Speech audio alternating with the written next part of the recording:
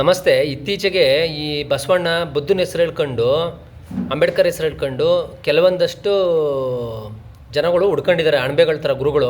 ಇವ್ರದ್ದು ಬಂಡವಾಳ ಏನು ಅಂದರೆ, ಈ ಮಹಾಕುಂಭಮೇಳಕ್ಕೆ ಹೋಗೋದು ಮೂಢನಂಬಿಕೆ. ಆಯಿತು, ಮಹಾಕುಂಭಮೇಳಕ್ಕೆ ಹೋಗೋದು ಮೂಢನಂಬಿಕೆ, ಅಲ್ಲಿ ಹೋದರೆ ಮುಕ್ತಿ ಸಿಗಲ್ಲ, ಕರೆಕ್ಟು. ಆದರೆ ನಿಮ್ಮ ಬಸವಣ್ಣ ಮತ್ತು ಈ ನಿಮ್ಮ ಬುದ್ಧ, ನಿಮ್ಮ ಅಂಬೇಡ್ಕರ್ ಹೇಳ್ಕೊಟ್ಟಿದ್ದ ಫಾಲೋಯರ್ಸ್ ಇದ್ದಾರಲ್ಲ, ಈಗ ಬುದ್ಧ ಬಂದು ಹೋಗಿ ಈ ದೇಶಕ್ಕೆ 2600 ವರ್ಷ ಆಯಿತು.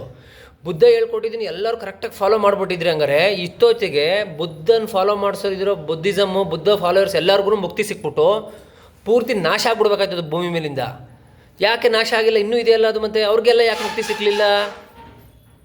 ಇದೀ ಸತ್ಯನೂ ಒಪ್ಕೊಬೇಕಲ್ಲ ನೀವು. ಈ ಮಹಾಕುಂಭಮೇಳಕ್ಕೆ ಹೋಗಿ ನೀರು ಮುಳುಗಿದ್ರೆ ಮುಕ್ತಿ ಸಿಗಲ್ಲ ಅನ್ನೋದು ಎಷ್ಟು ಸತ್ಯವೋ, ಬುದ್ಧ, ಬಸವಣ್ಣ, ಅಂಬೇಡ್ಕರ್ ಹೆಸರು ಹೇಳ್ಕೊಂಡು ಈ ಲೆಫ್ಟಿಸ್ಟ್ ಈಕೋಸಿಸ್ಟಮ್ಗೆ ಬಕೆಟ್ ಇಟ್ಕೊಂಡು ಬೇಳೆ ಬೇಯಿಸಿದ್ರೂ ಸಿಕ್ಕಲ್ಲ ಅನ್ನೋದನ್ನು ನೀವು ಅರ್ಥ ಮಾಡ್ಕೊಂಡ್ರೆ ಒಳ್ಳೆಯದು. ಧನ್ಯವಾದ.